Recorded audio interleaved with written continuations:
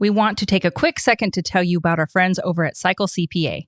I can't even express to you how important it is to have a good accountant on your side.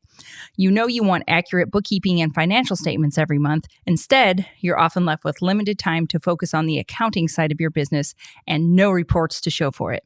At Cycle CPA, the landscaping accountants, they not only handle the bookkeeping, but also provide landscape industry benchmarking, job costing, financials by service line, advisory meetings, and much more. Cycle CPA has a team of landscaping accountants available to provide anything from bookkeeping to CFO services. Visit cyclecpa.com and for $100 off, mention the Million Dollar Landscaper podcast. EasyBeasy's easy to use, easy to learn, affordable work order and time clock app with unlimited users included with every subscription. If you've ever struggled with the daily grind of keeping track of work orders, you have to check out EasyBeasy. Make and edit work orders anytime, anywhere you're working, at your desk, in your truck, on the job site, even on your couch. With EasyBeasy, you can easily copy work orders to use over and over, which is great for mowing and plowing. You can also keep track of employee timesheets, contact your customers, add notes, instructions, even pictures of your jobs. EasyBeasy works on Android and Apple devices or any tablet or computer. EasyBeasy also has a wide variety of reports so you can have all the info you need for billing right from your phone. Say goodbye to paying for extra users because everyone gets unlimited users on EasyBeasy. Try EasyBeasy for free for 30 days. Visit easybeasy.app/MDL to sign up. EasyBeasy is a simple work order and time clock app for mow crews, hardscape crews, and everything in between. Start saving time and money with EasyBeasy. Visit easybeasy.app/MDL to sign up today. Welcome back to Million Dollar Landscaper Podcast. Today, I'm so excited to bring on our special guest. His name is Joshua Gillow. He is a founder of Yes Express.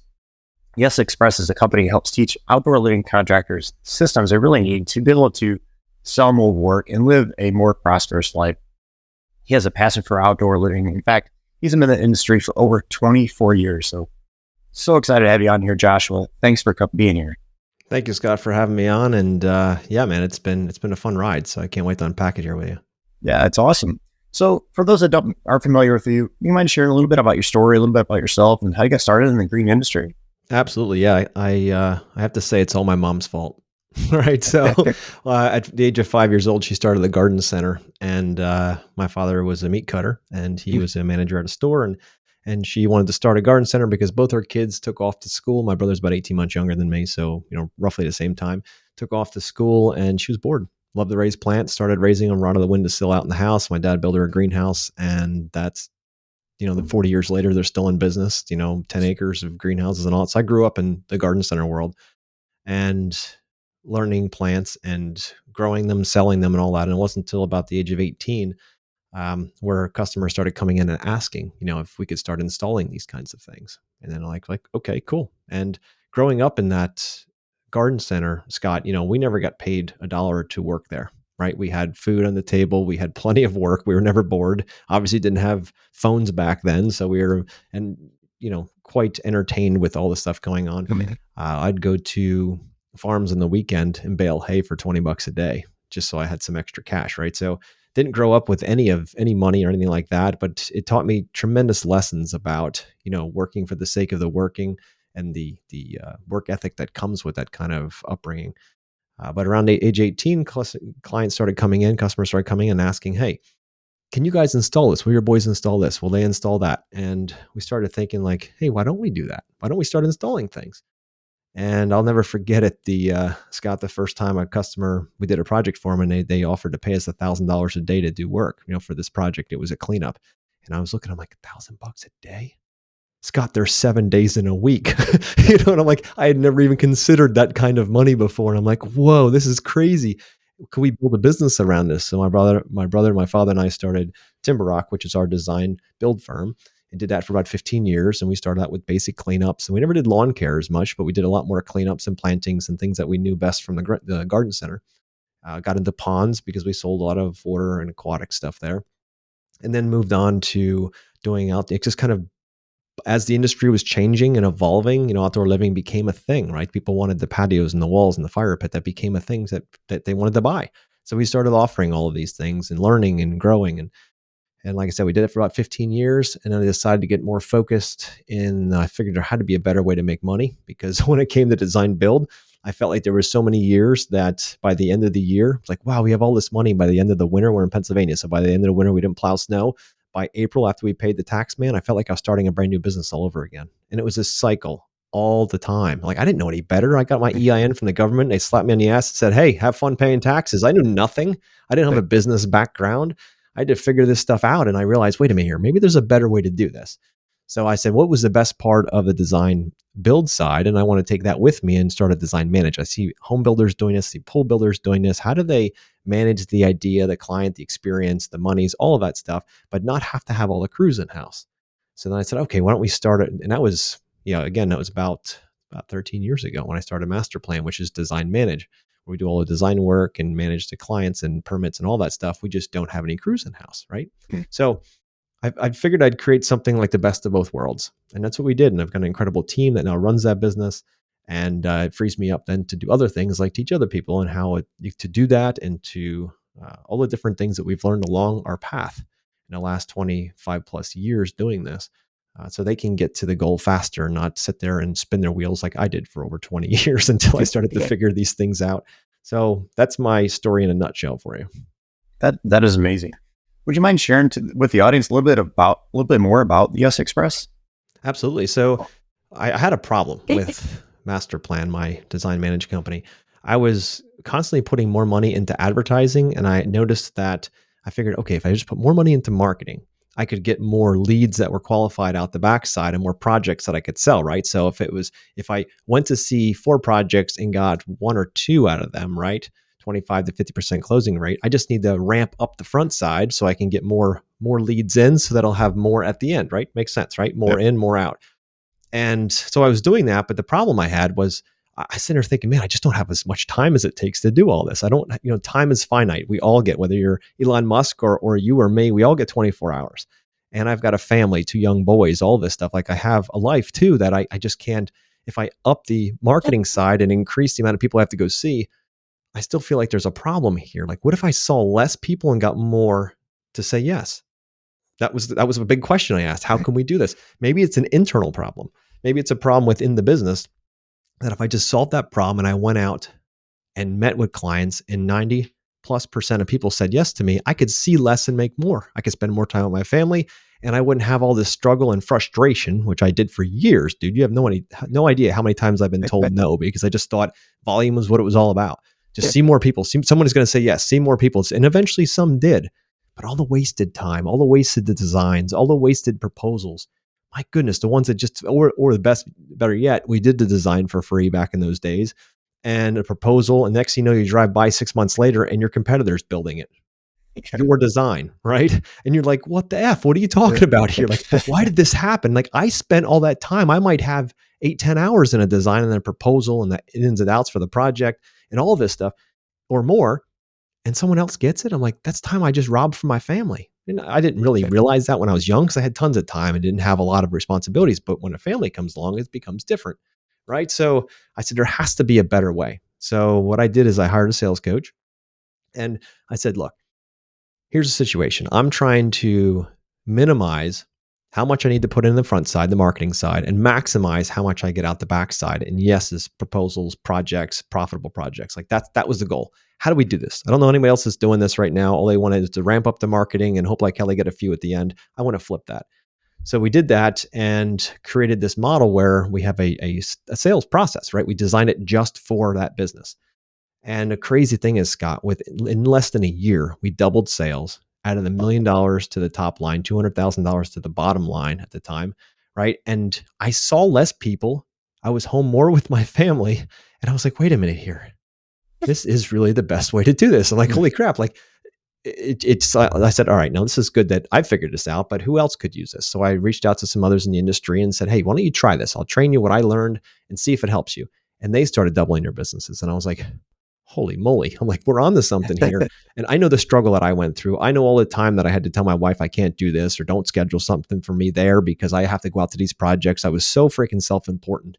I had all these things to do and all I was really doing is spinning my wheels. So this gave me the leverage and the opportunity to spend more time with my family and have less time working with clients who really were never going to buy anyway. So Once I learned that, once I saw it working, to answer your question, I said, how else can I help? How can I take what I've learned? I've gone through the struggles. How can I help others not go through 20 years of struggle before making this happen?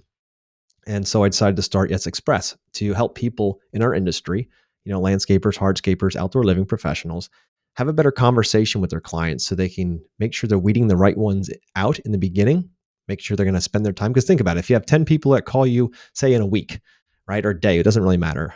And you can go through a conversation on the phone, never leaving your office, or a Zoom call, get a sense where maybe only 5 of them are viable that really want what you have. What if you knew which 5 they were? And what if you could spend your time, 100% of your time on those 5 people, instead of trying to spread yourself thin to 10 people, knowing 5 aren't going to buy? What if you could have that kind of laser focus, and then you can go out and meet with those clients and then move them through a process that they can get the very best results, and you can have the very best experience for them provided and make some money too, right? So that's what we developed with Yes Express, is to create that model, that environment where we can teach people how to do that. I love it. The biggest thing, one of the things I took away from what you said there was, a lot of landscapers get stuck in this mindset that's just the way it is. We don't make money, or that's just the sales process or the sales method we've been doing. Just get more traffic, get more leads, get out there and talk to more people. And it eats up your time. I just not blaming my dad. He did what he had to do for the business, but my dad was never around. We never went on vacation, and we never did anything because he's out working and hustling, trying to get more jobs and more leads and doing all that stuff. So I totally get where you're coming from. And it wasn't in our business. It wasn't until I joined a accountability program and the mastermind program where I started learning some of these sales processes and trying to get out there and get the leads that are true clients, what we wanted. And it took a while for my dad to really understand that concept, because he got stuck in that mindset of this. How it is. Go the way this industry is. No, it doesn't have to be. I don't want to live my life that way. It's sad. It is, and you know what the average closing rate is in our industry for people that go out and look at projects and actually get them at the end, our closing rate. Do you know what the average is for industry? Is it around 50%? 25%. Oh, wow. Okay. Being honest. Now, some guys are at 100%. That's amazing. A lot of good, referral based clients. Awesome. You guys, awesome. Keep rolling. But a lot of the guys out there, like myself in the very beginning, were struggling. I was probably at 25, 30, maybe 50% if I was doing really freaking good that month. But for the most part, first of all, I wasn't even tracking that. I just kept ignoring all the ones that said no. And I said, I only want to focus on the ones that say yes. But the reality is, when I put pen to paper, that's what my coach had me do. I started looking at it. I was like, uh-oh, yeah. I can see where the problem's at. And I didn't want to face that, but I eventually did. Just like any other fear, if you face it and you name it, you can tame it, right? So we tamed it down and said, okay, this is what we need to do. Now, it's not going to be easy, but it is pretty simple what we need to do. So now we just had to buckle down and learn. And my coach was a drill sergeant when it came to the way he, it made me do things, right? I was very uncomfortable in the very beginning. We did a lot of role play stuff, which I've never done. And I remember days getting up at 4:30 in the morning and just learning the different things I had to do, because this was not normal for me. This was different, right? I was never taught this. Like I said, you get your EIN and you say, go to town, make some money for the government. You know what I mean? They don't care if you make any profit. They don't care at all. They just want their pound of flesh. So now it's like, all right, how do I ensure that each and every project I go on is going to be a client that I want to work with, right? This is not a one-way deal. This is not, they have a heartbeat and a checkbook. I need to be able to get this project. You know what I mean? This is about, do we mesh as people? Is this going to be an experience that we both enjoy, and not someone who's screaming at you because you're the stupid contractor and you're like, there's a stupid client. You've got this back and forth thing, and no one enjoys that at all. So what if we could choose? What if we both had the choice in whether we wanted to engage in a relationship or not? Just like dating, right? Same basic concept.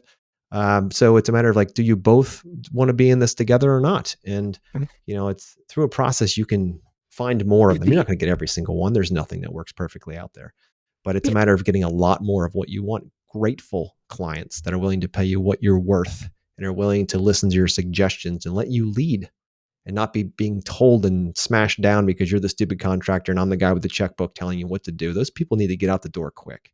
I'm not interested in working with them. Yeah. I remember going out and trying to get some lawn maintenance clients, commercial stuff. And I started making a list of clients that I wanted to reach out to.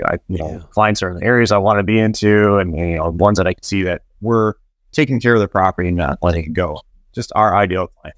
My dad's like, no, he's got to get to everybody. Yeah. But I don't want to work for anybody. I don't want to do those clients that just mow and glow type of business. That's not what I want. So yeah, it's just funny. And I think a lot of landscapers struggle with the mindsets type of stuff. Do you mind elaborating? Because I know this is something that you're huge on. Yeah. I mean, getting into it, when it comes to the mindset side, that's one thing, that's the one piece of the puzzle that I didn't understand in the very beginning. I just thought business was a matter of volume, right? The more people threw, the more throughput, the more money you could make. And you didn't really have to deal with a whole lot other than just doing your craft well, right? Or better than the competition, whatever, cheaper it might be, like whatever it might be, better idea in the design. But when I started to hire coaches into my life, because originally, Scott, my goal was to figure it all out on myself, my own. I mean, I'd read a book, I'd go to a seminar, and I'd be like, all right, I'll do it, right?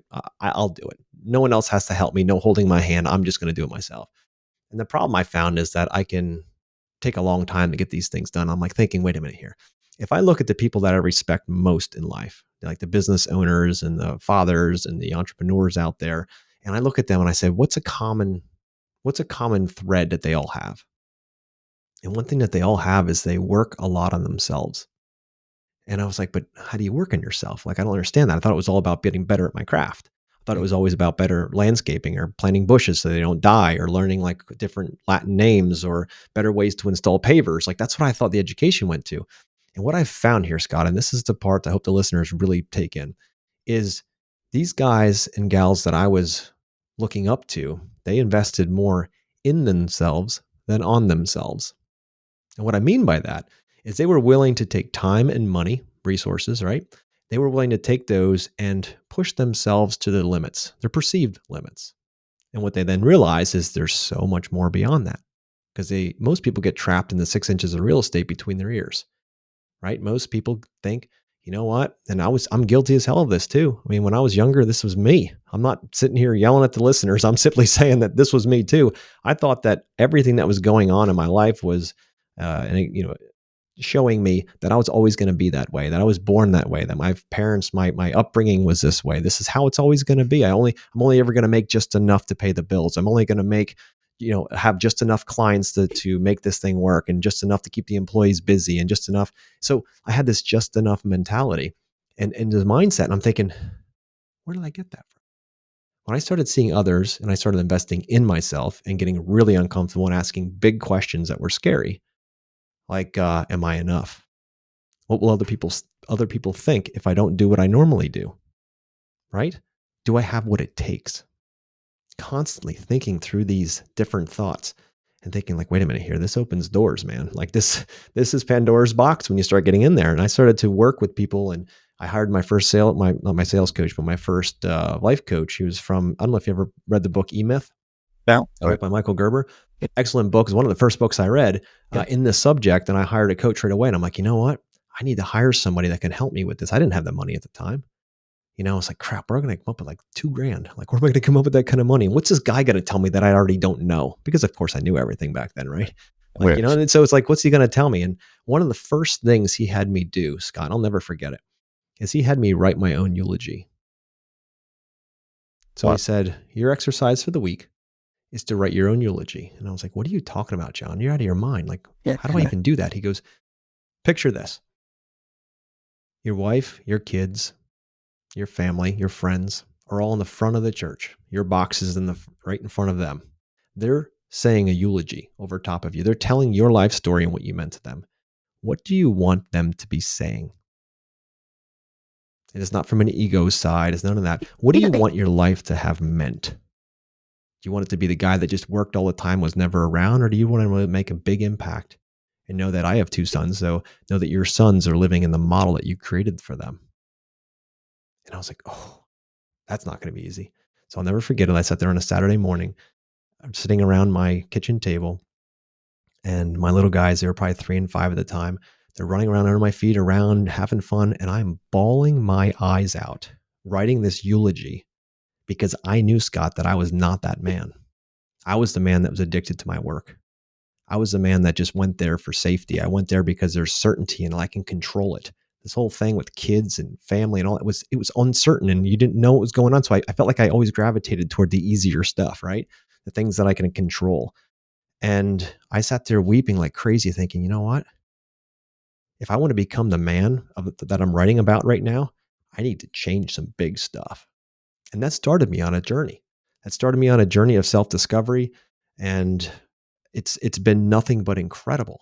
And what I've learned along that journey, now I can take into business, I can take into my family, I can take into being a father, a husband, a leader, all of those things. And I can help others see through the things that I never even knew existed. Because once you see it, you can't unsee it. And you're like, wait a minute here, it sounds like a lot of work, but Scott, it's been the very best investment of my time and my resources that I've ever seen. And being able to take others with me on the journey and impact and empower others to take this walk as well has been one of my biggest life's, fulfillments that there's been. We take, we have a men's event and also, other events that we do where we travel around the country and we hike mountains. We do, like 14,000 foot peaks. We do Grand Canyon. We just did a night hike in the Appalachian. We went 24 hours straight, 12 hours of learning and 12 hours of hiking. We never stopped. And you get to meet a different side of yourself. You get to push yourself beyond limits you ever thought you had. And once you do push yourself that far, you realize there's so much more in the tank. All those small beliefs that you have about how I can only work this much or I need to work so much more or whatever it might be, those things disappear when you start to see it for what it is. Yeah. And that's the crazy part. Once you finally push yourself to that limit, and then you say, what else is there out there? If I can do this, what else could I do? The what if, right? Not what if it goes wrong, but what else could I do? If I could do this, and Goggins says it best, David Goggins says it best, it's about the cookie jar, right? You've probably read his book or heard his stuff. He talks about the cookie jar. And the more cookies you put in that cookie jar, when you're struggling and you think back, like for instance, my wife and I, we did a 7-day fast, water only. And I like to eat. I've always liked to eat. I've never missed a meal in my life. And then we started this process. It wasn't an overnight thing. And we eventually built up over a few months of conditioning up to a 7-day fast where it was water only. And there's times now when I'm hungry throughout the day and immediately I go back and pull it out of the cookie jar and be like, dude, you went 7 days without food. You're fine, right? But it's the same type of thing. Or you've already hiked all these mountains. You can't tell me your legs hurt right now. Or you're working out. You've already lifted so much more than this. So it's encouragement because you know you can dig in that cookie jar and pull it out. These are the kinds of things that mindset can do for you because, Scott, whether you believe you can or you believe you can't, you're right. Henry Ford said it right? Whether you believe you can or whether you believe you can't, you're right. So how can we wire our minds to a way that we can believe more that we can? Because when we can have a vacation each and every year and we can make time for that, it's important. It's as opposed to I'm just too busy. Basically what you're saying is I'm too important for everything else because this is easier. That's what I said for years. And God bless my wife. She's from Germany and they travel and do a lot more vacations and things. And she's like, hey, we're going to plan out this trip. We're going to go with the family. We're going to be there for like 3 weeks. I'm like, weeks in the summer? Scott, is that even possible? The whole place is going to burn down if I'm not there. Like, there's no way this works. Well, I said, nope, it's going to work. Yeah. And after 3 weeks, I came back, nothing burnt down. People figured things out. The vacuum, because I wasn't there, got filled in by other people who did it better than me. I got out of the way. That's the cool part about this. But you got to have the mindset. You got to understand, you got to trust. And the hardest part in business is to trust people around you to do it as good as you. The problem is you aren't that good at it. Let's be honest. There are others you can hire that are a hell of a lot better than you at designing, at building, at managing, at books, at CFO, roles, all of this. There are people that are much better than you. If you get the hell out of your ego and you step back and say, do you want to own your job the rest of your life? Or do you want to own a business that creates an ROI that gives you a return on your investment, that you can travel and do things while it's working and growing and you aren't there? What do you want? Do you want to own your job or do you want to own a business? Yeah, I love it. And it's all 100% true. Everything you said there, because it is that mindset people get stuck in. It's very sad when we see many landscapers are that way. I appreciate you creating this program we put all these landscapers through or business owners through and overcome that. That's awesome. Thank you. It's been such a blessing. It's such a blessing to be such a privilege to be part of their lives. And it's just, it's such a fulfillment. It's so beautiful. It's awesome. I know my parents were the same way. Like trying to get my dad to take a vacation. Like I said, we never took a vacation when we grew up. Well, I came from a farming industry. My dad farmed, my grandfather farmed, and that's what we did. We just worked and worked and worked. Yeah. And then my dad decided to get into landscaping, and he just continued that mindset, work, work, work. And saying pretty similar to how your wife kind of hit you on the head and say, hey, we got to do things different. Same thing, my wife always like, no, I don't want to do this. I don't want to work all the time. Yeah. And you're right. I don't either. I want to go enjoy it. I took a 3-week vacation 2 years ago. It was awesome. It was freaking awesome. Yeah. And you come back, everything's good. In the first week, you're finally becoming unpressurized, right? Yes. From the world. Then the second week, you're riding it out and, just enjoying being free again, right? Free of mind, free of soul, free of all of it. But the idea is scary as hell because we paint ourselves into little corners as business owners, right? I did it for years where I was the only one that could do it. I was an island. I would never reach out for help. Of course, I wouldn't reach out for help. I already had all the answers. The ego's kicked in, right? So what we like to do with the S Express model is to blend sales, communication, and mindset all together because they all fit together. I'm not going to, our program isn't set up that we're going to come in and teach you a bunch of, one-liners that's going to help clear all your objections from day one right out through. And you're going to control your people and they're going to just jump when you say jump. And then they're going to ask how high. That's all bullshit. Anybody's trying to sell you that box of tricks, it's bullshit. So, it's really a matter of how do you have a communication? How do you set up a communication where both of you can win? That's what it is, because not every client is a good client, like we talked about earlier. And how do we find that out early? How do we get rid of those objections early on and make sure we're listening really well? Making sure that actively, gentlemen, I'm sorry, but I struggle with this too. Actively listening, not just hearing.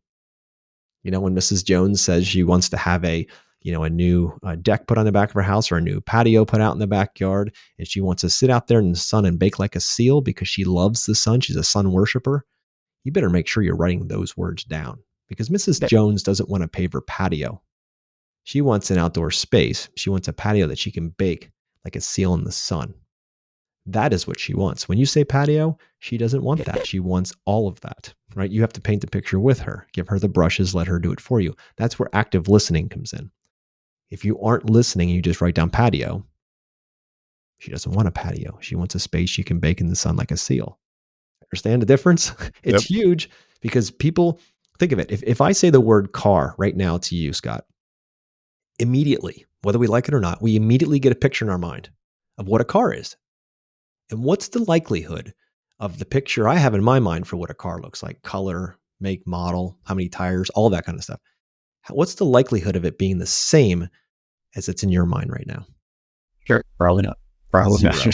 Zero, right? Unless there's only one car to pick from. And it's the only one in the world, right? But there isn't. We have choices. So patio, fire pit, landscaping, they're words. People use those sounds to generate an idea, right, in their own minds. And I try to say to you patio, and you think patio. And the problem is that our pictures don't line up. So our jobs as professionals is to give the clients the paintbrushes through great questions and let them paint that picture for you. So that when you get to the time when it comes to designing that or building that space, you know what's in their heads. The chance of success is significantly higher. And the chance of you losing money is significantly lower, right? So it's just about that listening side of things. And that's what we teach so deeply in what we do is to be a great listener, to be a detective, to unlock the case, to have people tell you exactly what you need to know, all the way from what we call hot button, which is getting a sense of if they have, you probably have seen it before in the industry where you have a client where has 15 different high priorities for the project, right? They want the deck, the pool, the patio, the landscaping, the lighting, the sound system, the dog fence, down to right. But deep down that one or two of those things are the highest priorities. They just maybe haven't prioritized them yet. So if you go in to design that and you give them everything that they've asked for, most likely you're going to blow budget and they're not going to want half of that stuff because they're just nice to haves. Let's get down to the brass tacks. Let's get down to what they truly, truly want in that space. And then we know what to work with. And then we do what's called life effect. We try to figure out why they want them. We're going to future pace and get a sense of what their life is going to be like with these. What are they going to feel? What did they see? Let them paint the picture. We give them the paintbrushes.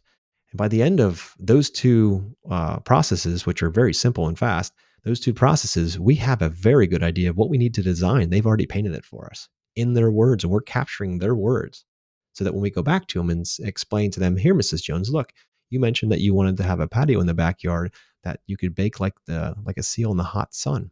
Did I get that right? Yeah, exactly. Like pictures are closer now, right? If I'm using words for pictures, now all of a sudden they are her pictures. Okay, cool. Take a look at this space. We have your chair right here. You can bake in the sun. You also mentioned that you wanted to read a book. So we kept it a little bit close to the tree. So by the afternoon, when the sun's too hot, like you mentioned, now you can be reading your book and you can move your chair if you want to. How does that work for you? As opposed to, we only do 10 by 20 patios. Here you go. Seriously, you wonder why you don't get the lead. You wonder why you don't get the sale, because we aren't listening. And I say we because I used to be that guy. I used to just say, no, I have the best idea. I know what it needs to look like. I'm the professional here.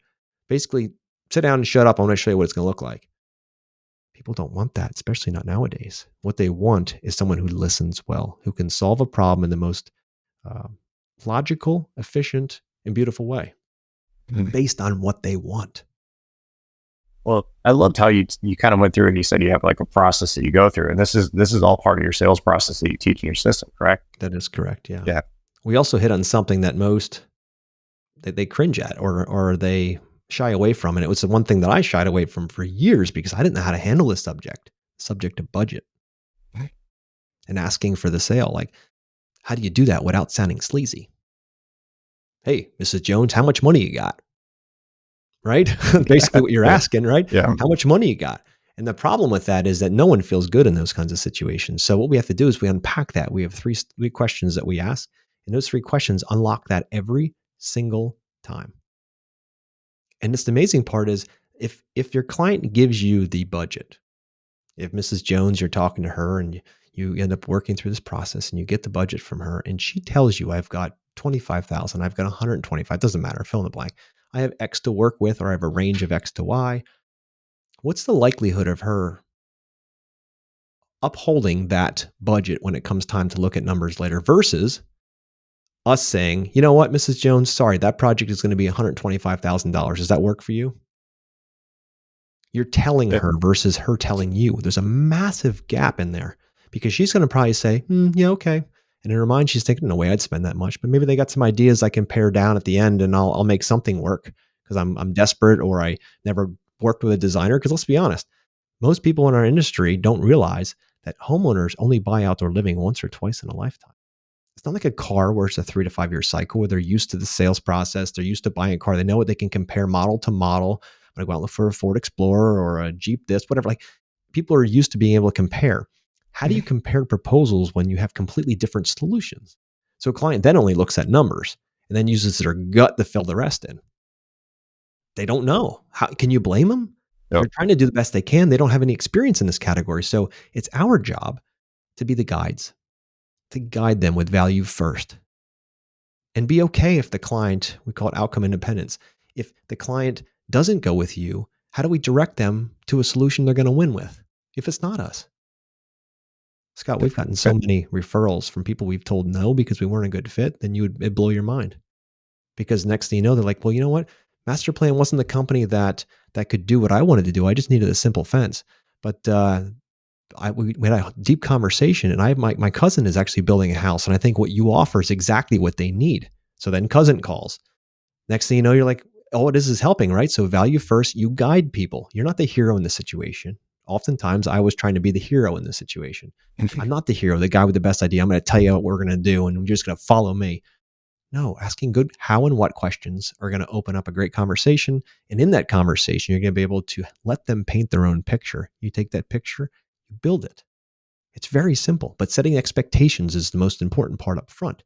If their expectation for the project is $25,000 and your design from what they told you after you painted the picture is $125,000, there's going to be a problem. Yeah. So we have to have that conversation. We have to talk about budget. We have to do it in a way that doesn't feel slimy to anybody. So it's a 3-step process we go through with every client. We get a sense of where they are with their budget because we can design one of the famous lines that I use, like, my computer has no heart. It'll spend every dollar you'll ever make. It's not a problem to do that. But will that actually help you? Will you engage this outdoor space more because of that or less? We don't just buy features for the sake of features. If you aren't using these features, we are not building them. That's simple. Clients like when you give them guardrails because they honestly think when they call a contractor, they're putting their defenses up quickly because they're thinking, you know what, this guy's going to try to, whatever I say I want, he can do it in like probably 3 different levels, right? Good, better, best. And I can spend a lot of money on things I probably won't use. I need guidance. We do that every day. We've helped hundreds, if not thousands of clients over the years, actually thousands of clients at this point, do the same process. So we know what people want, what they don't want. They don't want to double the value of their home, double the cost of their home. They're not going to increase that much value. If they were to say it's a $200,000 house, they put $200,000 of outdoor living in it. It's not going to sell for $400,000. We all know that. They eventually come to that realization, and that's usually right around the time they're about ready to sign your contract, and they don't. So why not have that conversation early? Why not say, Mrs. Jones, I know it's not your goal to double the cost of your house. Especially if they only have a couple of year time horizon before they are going to sell. That's another big question. Is this your forever home? In our questionnaire process, is this your forever home? If they say, no, it's not, we're only going to be here for another 2 to 5 years, then why the hell would you spend $150,000 when you know you're not going to get more than $50,000 out of it when you sell it? Yeah. So we have that conversation with them. If they're like, no, I just want this. Okay, that's fine. But I just want to be honest with you up front. So they don't do it later. That's an objection just waiting to happen. So it's going through things like that and being honest and guiding human to human. How would you want to be treated, Scott? All right, that's amazing. We in our academy program, we've been discussing some of this stuff here recently because a lot of landscapers get stuck in the sales process or don't even have a sales process and something to go through it. The one gentleman I can recall, he's a big system procedure client. He's like, I never thought about having a sales process before and having a way to go through. So that's awesome that what you teach in your program. And I love the questions you gave everybody. So everybody, make sure you're taking notes and write these down and use these in your sales pitch, right? I'll throw one out there for you guys for the budget side, since that tends to be the subject that most want guidance on. When it comes to budget, we always want them to be the ones that elicit that number, right? And in our questionnaire process, we ask what range. We have 5 different ranges. They're in X to Y, X to Y, X to Y. We have funny little names for them and people can pick. So we have a sense in the beginning, whether they're thinking 50,000 or whether they're thinking 500,000. Like, I don't know. What are they thinking? Early, but it's in the relationship that we have with our clients. It's way too early to ask direct questions like that. We've got to build rapport. We work a lot on that with our process. Build rapport with people first. Get into their world.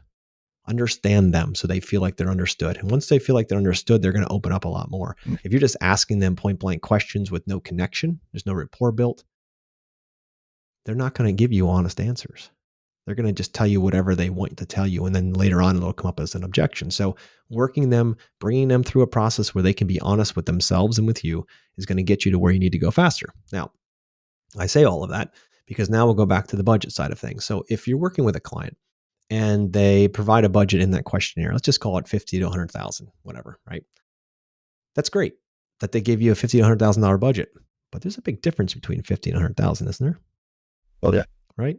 And there's also a big difference in what their expectations are with that investment. Yeah. So one of the first questions you can ask if Mrs. Jones is giving you that budget for 50 to 100,000, you can ask her, what do you hope that will cover? Even if they already told you what they think it's going to cover before, ask them again. What do you hope once you get to that number and they elicit 50 to 100,000, say, yep, that's what we want to invest, 50 to 100,000 sounds great. What do you hope that will cover? And just silence from the salesperson. Let them talk. If they say nothing, the silence will make them speak. Well, I'm really hoping it includes everything like the pool, the deck, the patio, the landscaping, the lighting. And you're sitting there thinking as a professional, there's no way in hell that's going to happen, right? Right? But you say, okay, well, that happens, right? Again, 1 or 2 times in a lifetime. They don't know. We cannot blame them. We call them dumb. Like they don't know what these things cost. They don't realize how much, the COVID era has pushed the cost of things up through the roof. And like, they don't realize, no, they don't. They don't do it every day. We do. Most of the time, we're way too close to the fire. And we expect everybody else in our universe, including new clients who have never done this in their life, to know what we know. How foolish is that? Yeah. And we get mad if they don't understand that a pool now went from 30,000 to 60 or whatever. Like it doubled in cost in the last couple of years. And we get mad at them for not knowing that. How can they possibly know that? So we have to guide them. We have to understand that they don't know these things. So let's be here to help them. And if their budget's low, you can go through and say, all right, I totally get it. Are you open to dividing this project up into phases in order to get what you want? And most would be like, yes or no, it depends, right? And you can start getting a sense of what they're looking for. So those kinds of questions are what we have for that side of the budget. But the first and foremost is to get a sense of what do they hope that will cover, and are we looking more 50 or 100,000? Because the difference between the two can be quite substantial in what I can offer you in features, functions, and sizing and things like that. So to get a sense of what side they're on that scale, and if they say, okay, do you have a not to exceed budget? I will not go over 100,000. I will not put more than 100 grand in this house. And that's it. Okay, great.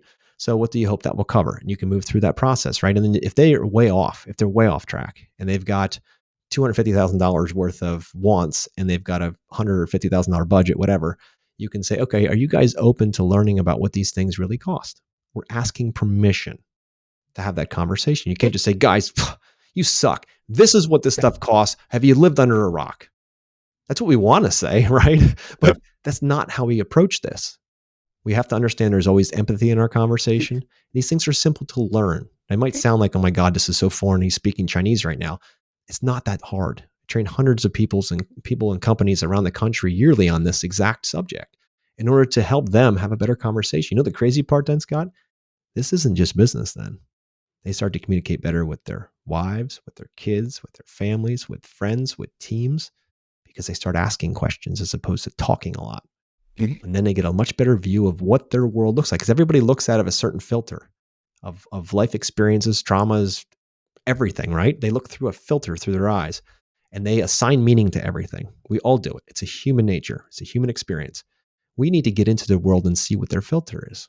Then we can effectively influence them. That's all leadership is influence. We can't influence people until we understand what drives them. It's that simple. Yeah, same thing with their customers. 100%, 100%, yeah. It's humans in general. They just happen to be someone looking to exchange a value. Yeah. This is something that we talk about, is you have to be the educator, because there is so much misinformation out there. If people go on and look how much a pool is in our area, it's probably way off from what it actually is. Or, what's a hardscape cost in my area? It's way off. HomeAdvisor puts out some crappy information out there, but they do. People see it and they read it and that's what they think it is. And that's our job to educate them, like you said. So it's amazing. But we have to remember, once or twice in a lifetime, they're going to these other sources so that they can educate themselves, because they might be in the research phase of their buying decision, right? Let's just get an awareness. I don't know anything about a swimming pool. I don't know anything about a patio. Let me learn a little bit before someone tells me what I'm supposed to think, and then I'm wrong. And the last thing they want is egg on their face. The last thing they want to do is have a party and have a friend saying, what the hell is that? You're like, it's my patio. No, that is horrible. That's going to last a week. Right. And then they feel like there's a social shame involved. So they want to, they don't want to deal with regret. That's their number one emotion they're trying to avoid, is regret and making a bad decision, a quick decision, a cheap decision, an expensive decision, whatever, a bad decision. So they'll do research in order to figure that out. The question is, how much influence will you have in that research if you don't educate them? If you don't become that voice to help them along the way, because you're a guide, not the hero. Do you ask some of these questions, like even before you go out and meet with the customer, just to see if they're like a good fit? Do you do any pre-qualification, or is that something you recommend? We definitely do. Yeah. I mean, there's the way the process works is that most of the time it's a call or some kind of contact form or a message on social, whatever it might be. And that's where the team does an initial call. So that's a very light call designed to see if we're even in the same field, right? That's the goal. All right. It's nice and light. Team takes care of all of that. And by the end, they know that we do charge for design, and that see if we're a good fit, if that makes sense. And the next step is a questionnaire. It's a little bit of homework for them to do. Not a lot. Take a couple minutes. We want to see if they're vested in working with us or whether they're just looking for a heartbeat. Because if they're just looking for a contractor and a backhoe, to dig a hole or whatever it might be, then we're probably not going to be those guys. And I don't know that you want to be those guys. So if they're willing to do a little bit of homework for themselves, this is not like all one-sided where the company needs to know this and we require it. Like, those kinds of words are going to push people away. But when you say something like, hey guys, sit down and let's start dreaming about your outdoor living space, and then have a bunch of questions. We give that to all of our students. They have it to work with. They can adjust it, but it gives them a starting point of how to sit on a questionnaire, and in the questionnaire to work with as well. Next thing you know, the client sends it back in and we're like, okay, they're viable. Right? They actually did a little work for themselves. It's not just for us, it's for them too. It's an unpacking of the journey for them. And then once we get that back, we do our discovery call where we'll spend 20 minutes or so with both decision makers on that call, or we will not take the call. And we discuss how to make sure you get both of them there, because I don't know about you, Scott, but I'm not going to be spending $100,000 without my wife involved. Would you? I'd be in trouble. Well, not just that, she wouldn't have the opportunity to put any of her little creative flares on it and making sure we managed and met all of her expectations. I used to just try to say, look, as long as I got a heartbeat on the phone, somebody with a checkbook, we're good to go. The problem was I ran into objections later in the process. And listeners out there, you tell me if that hasn't happened to you before, where you get deep into a project, maybe it's in a design, maybe it's in a proposal, maybe it's building it, which is the worst time for this to happen. And you've been working with Mrs. Jones the entire time, and Mr. Jones pops out of the woodwork and says, no, I don't want it there. Why are you doing this? And then you've got major change orders and a whole project that has just been derailed because of someone who's never been part of the conversation, because Mrs. Jones or Mr. Jones has said, I handle everything. I don't know about you, but I've had that happen a few times in my past, and it was painful as hell, and I lost money on it. Yep. And it threw the schedule off, and it was just horrible to deal with. And at times I almost wanted to get out of the industry because I was just so sick and tired of that. I said, how do we solve that problem? The way we solve that problem is by getting both decision makers involved. And I know that seems like a hell of an ask for some of you guys out there. It was for me in the beginning too, but it's all in how you frame it. You know, Scott, if we say, look, here at Master Plan, we require both decision makers on the call or we won't take it. If you say it that way, that direct, what's the likelihood of you getting that situation to happen? Not very well. Nobody wants to be told what to do. They don't want to be mandated to do anything. They don't want to be required to do anything. So how do we phrase it in a way that they see the value in getting it done for themselves, right? Every human is self-focused. We all are. It's just what it is. That's how we survive. The question, what's in it for me, runs constantly in human minds. That's what it is. Like, let's just call it what it is. It's not right or wrong. It's just what it is. So if you can paint a picture where they can see what's in it for them, in a sense of, instead of saying we require you to do it. So you guys, look, over the last so many years, we've learned that we get the very best results with our projects if we have both of you and your husband on the phone, so that we can get and really go deep. We're going to spend about 20 minutes, go deep into this project. I want to make sure I can hear both of your opinions and what your thoughts are, so we can design and develop the very best solution for you guys. You on board with that? Oh, yeah, of course. Does that sound different than we require you to do it? It's just in how you phrase it. And this is easy to learn. It's not that hard to learn. You just got to understand the angle in which you need to approach this. And then you can then it'll be like, yeah, no problem. And if one of them is busy, we reschedule. We will not take that call without both of them, because we know that we both get screwed, not just us. It's not like we're trying to control the situation. That's not it at all. We know that they won't get the best solution then. So knowing that after all these years of doing it, and why not just start there? One thing I love everything you've been saying so far is you are not coming across salesy. I know that's like one of the biggest struggles I hear is when they want to start learning sales. People want to learn sales. I want to be salesy. Well, you don't have to. It's all your tone and the way you ask questions. I love all the stuff that you're talking about here. For those that are interested in learning a little bit more about Yes Express, how can they learn about it, and where can they reach out to you?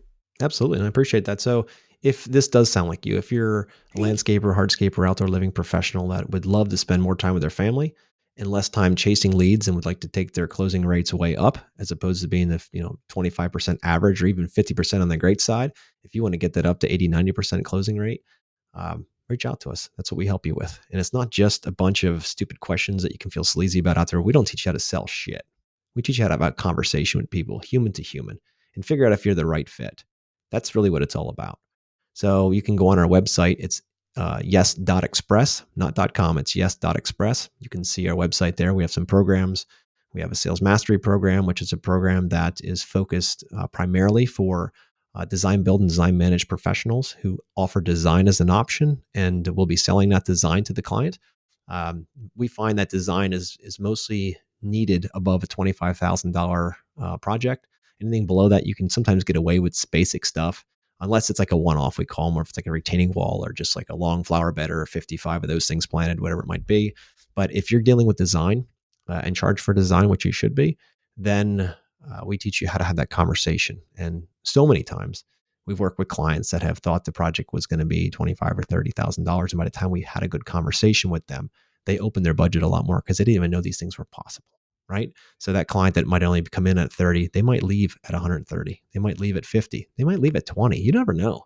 But my point is we have a conversation around that. So that's what it's all about. So the sales mastery part is step by step from initial call to the questionnaire to the discovery call, all the way out to the meeting. So how to take what you've learned in that discovery call and knock the socks off your clients when you get out there. So you stand out from anybody else they're talking to. They're gonna be like, this guy or gal, she or he is just on their game. They understand. They get me. That opens up the opportunities for you tenfold or more. And it also allows you to connect with the clients that are truly excited about working with you and willing to pay your rates. That's what you want, right? We all want to make money. This isn't just a charity that we go out and work because we want to see our equipment work and just to pay bills. We want to have some money at the end of the year. We don't want to go back to that cycle that I was in where I come back to zero every freaking year. So I was like, you know what? Let's figure out a way that we can make more than we need so that we can give more, so that we can create more time with our families, so that we can make a bigger impact in life. That's really the bigger play of it all. So we have the sales mastery. We also have what we call the sales accelerator, which is a program for clients, or not clients, but students who do projects from, say a couple $100 to that 25,000 mark, where design's not required, right? That you can get away with it. So we have a conversation right in there. We have a whole system that's an online system you can go through and do. Now, the sales mastery program, we do a lot of role play. So it's an interactive. So you'll watch stuff online, and then you'll come into the class and we'll implement it. Because I don't know about you, Scott, but I'm a learner. My fingers, my hands. When I'm doing it, it internalizes. If I just tell you, here's a couple procedures, and you try them once and they don't work because you're scared or because you feel awkward, then you just wasted a ton of money and time. Where when we get the opportunity to do this in a safe environment where you can come in, sweat. I mean, I've seen grown men sweat. I've seen former military and Marines come in thinking they're going to be tough, and they sweat through the process. But you know what? That's only week one. After that, they come in with such confidence and they start implementing this into their businesses and they start seeing the results. And that's really the cool part when they come back on like week 3 or 4 and they're like, dude, I just did what's in the program with one client, just one piece of it. You ought to see the response I got from them. And I was like, exactly. Now start putting them together. Right. So we have programs for both, again, from 0 to 25,000 with no design involved, and then from 25 up to the stars with a design involved where you charge for it. We also have a mastermind. So it's the Inner Circle Mastermind where it's like $99 a month, man. It's the goal is that everyone can afford it. They can come in and we talk about stuff like this. We talk about business and going from design build to design manage. We talk about marketing. We talk about everything under the sun, tons of mindset stuff. It's just a melting pot of space for other professionals to come in and sit down and have a conversation about what's really going on so that we can all help each other as a tribe. This is not about me telling people what to do. This is about a tribe helping each other. It's about a brotherhood. I used to think I was an island. I thought I need to know everything and I had to control it all, and I'd be happier then. The problem was I can only do so much, and I wasn't all that good at it. So once I started having other people involved and started building a tribe around me, and started now building a tribe in this way as well through the mastermind, man, it's incredible to watch each one of them help each other, and they bring ideas and thoughts into the class, and we all work together, what they're struggling with, what they're winning at, and others are learning, right? Instead of someone calling me as a coach and said, hey, how can I fix this problem? And I help one person or they help themselves. We can have the entire team learn from it, and they all can learn and they can all grow from that. So having that collective, even if it's not my program, go to a mastermind, get involved with a tribe, find your tribe, because we are not islands. We do not have to do it alone. And I wish I would have learned that a lot earlier in life. But since I know that now, I'm just trying to help everybody find their tribe so that they can grow and prosper. Because why would you want to spend decades trying to learn something on your own when people have already figured it out? It could take days for you to implement it. Taking decades and compressing them into days, that's how you speed things up. I love it. That's an amazing program. The first one you talked about, does that have an online portion to it as well? Yep. What's the role playing? Yeah, so Sales Mastery, the goal here is to go online. You can, once a student signs up, they go immediately online. There's tons of learning content there. It's broken down week by week. It's a 7-week process. And we take you week by week through this process so you can learn it all. And then you come into class once a week for an hour, and we do a live Zoom class, and we take what you've learned and we teach you how to implement it. Listen to how you have your business running and how this can implement into it. And then we do a lot of role play. So, when it comes to the budget side, some of the students will be the clients and others will be, or another one will be the designer.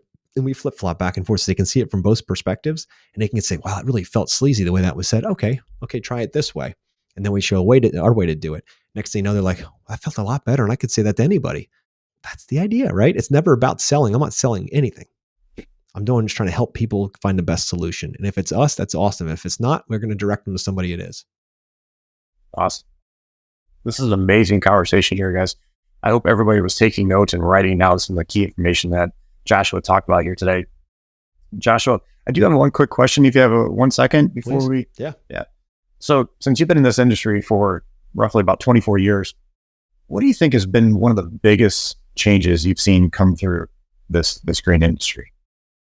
The biggest change that I've seen coming through this industry now, starting out from basic cleanups to doing, 6-figure projects all the time, is that with the age of social media and Instagram, people now know what is more possible, even though they only do it once or twice in a life.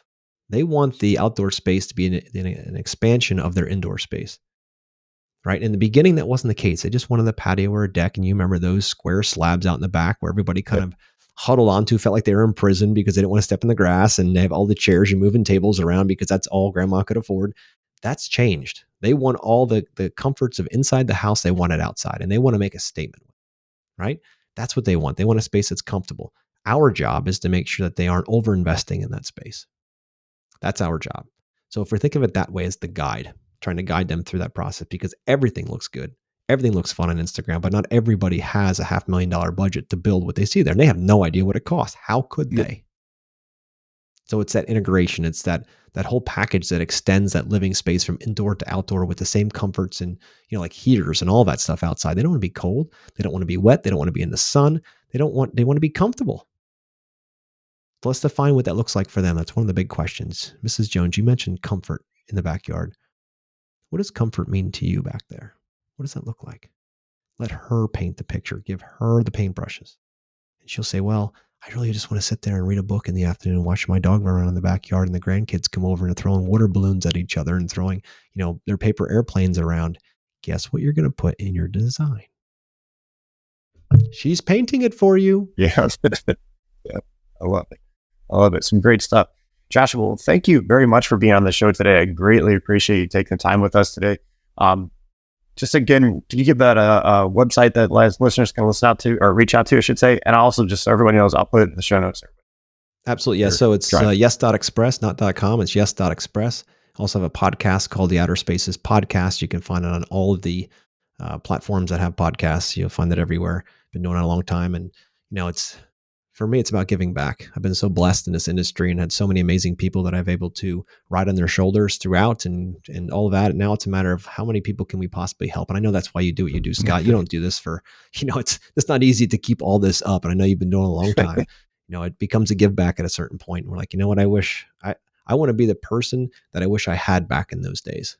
I want to give the access to information that I've learned, and it's for some and may not be for all. And that's okay. Again, God's given us certain gifts, and it's our job to make sure that we're, discovering those gifts and sharing them with as many people as we possibly can. And that's the mission. I love it. All right, Josh. Well, thank you again for being here, and I look forward to working with you in the future. Absolutely. Thank you, Scott, for the opportunity, and everybody out there, keep getting it.